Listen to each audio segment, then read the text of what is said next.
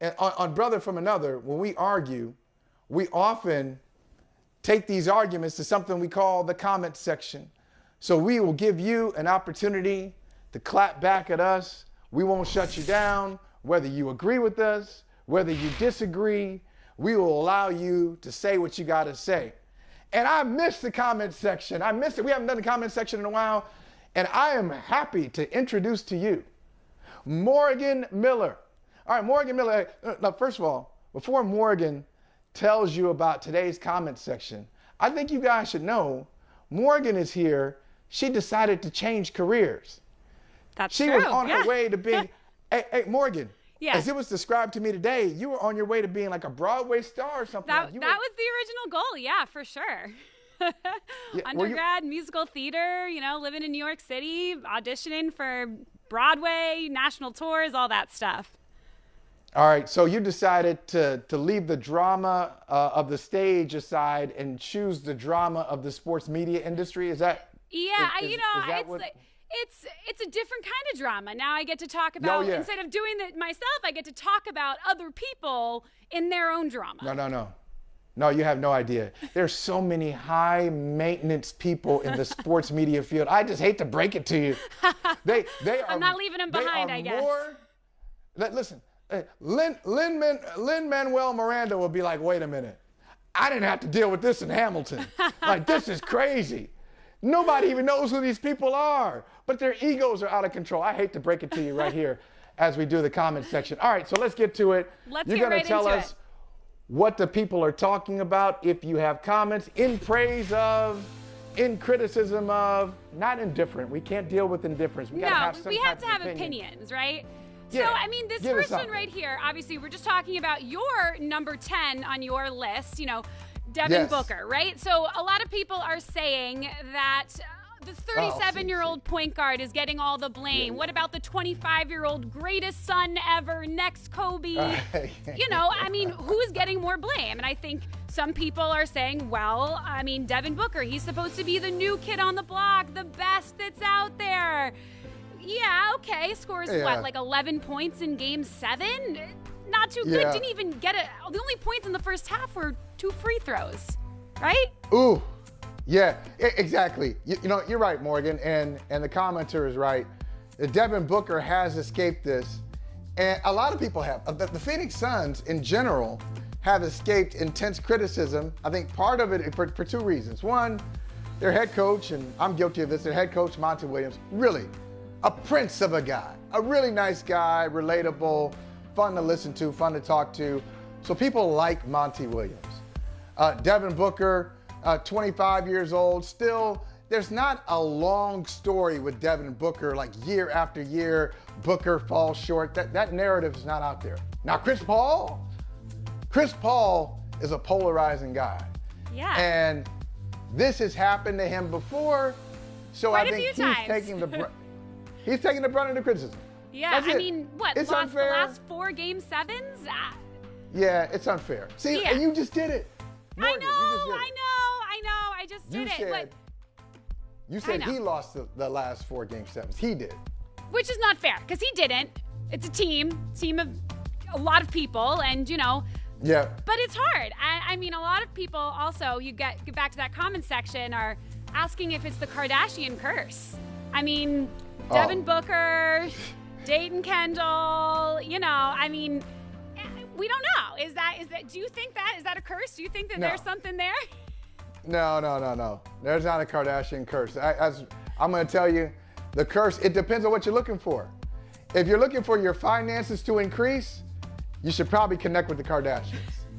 Everything they touch, bottom line increases. Now, maybe some things that happen in other areas aren't so pretty, but if you go in, if you're a broke B and you hook up with the Kardashians, things are going to go all right for you. That's true. What else are people talking about? So moving on to, one of the other big names that's happening is, Ben Simmons gets run out of town, as some would say, in Philly, right? They, trade 76ers traded Jimmy Butler when everything was there, that they needed it. And, what happened to Philly? You know, is that a fair thing to be saying? You know, I'm so happy that Philly fans are getting exactly what they asked for. Yeah. Okay. Yeah, I'm not sure.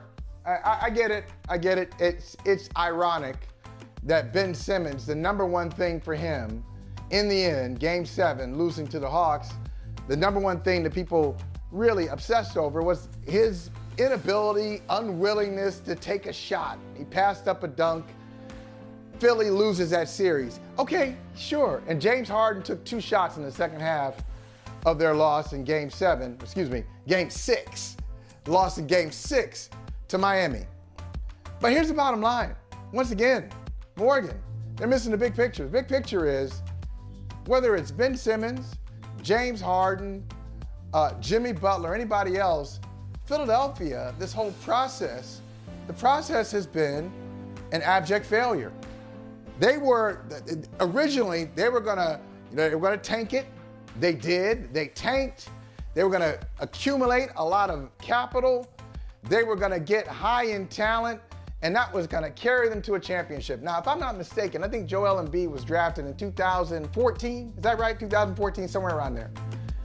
And since 2014, they've been out of the second round once, maybe? Yeah, maybe. So, go at Ben Simmons if you want. Go at James Harden if you want. Go at Doc Rivers if you want. But a lot of these people, those last 3 people I just named, Harden, Simmons, Doc, nobody was there in 2014 when the process started, when the process was conceived. It looks like, and kind of what this commenter was saying, that they haven't found that heart sense. They're searching for that person, the heartbeat of the team, as you might say, that they need. Well, they got a heartbeat. It's Joel Embiid. They just don't have, but you can't just throw a heart out there. Listen, Morgan, we're not 2 people. We're not 2 hearts having a conversation. That sounds very poetic. We're not 2 hearts having a conversation. I mean, there's flesh and bone too. Yeah. There's a lot more to make up a body, and Philadelphia has a heart, but they don't have the rest of the body. All right, let's get to the last one. What's the other one? One more. Give me a good one. The last one, let's go Luka. Let's talk some Luka, right? So all right. This commenter is saying that some people in America might think that Luka's soft because he's European, but he's saying that he's faced harder things than we've ever seen in America, you know, playing at 17 against people that were much older than him. And, you know, Luka, what do they say? Luka just punked the number 1 team on their home floor. I mean, you know, there's that picture of Luka looking up and laughing, them asking Luka, you know, did you know that you scored 27 and they scored 27? He's like, yeah, of course I did. So Morgan, I thought they told you this was the comment section. I thought we were talking about sports. Now you're introducing this geopolitical conversation with Luka Doncic. I feel like I'm unprepared for this. You know, Dr. Jason Johnson will be on later in the show, but that's around 4:40 Eastern. I'm not ready. I'm not ready to go here right now. If people do think Luka is soft, I'll just say you haven't done your homework. If you think Europeans are soft, I'm going to say you haven't been to Europe. I don't know. I do know this. I will take him.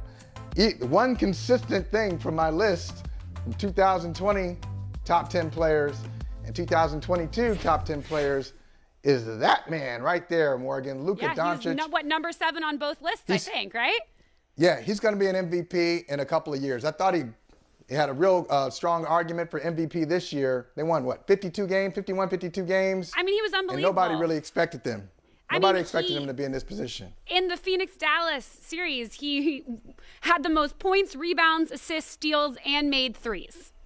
I mean, that's crazy. Hey, Morgan, good job. Good job on your comment section debut. Thank you. And you know what I think? You know what I think you have to do? What? Are you prepared to come back? Yeah, of course. Anytime you want me, I'll be back. I think you got to come back.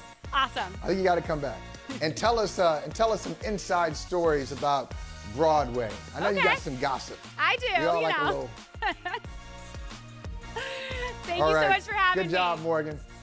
Hey, thanks for watching Brother from Another on YouTube. Make sure you hit subscribe before you leave, and be sure to watch us 3 to 5 p.m. Eastern Time on Peacock. Appreciate you.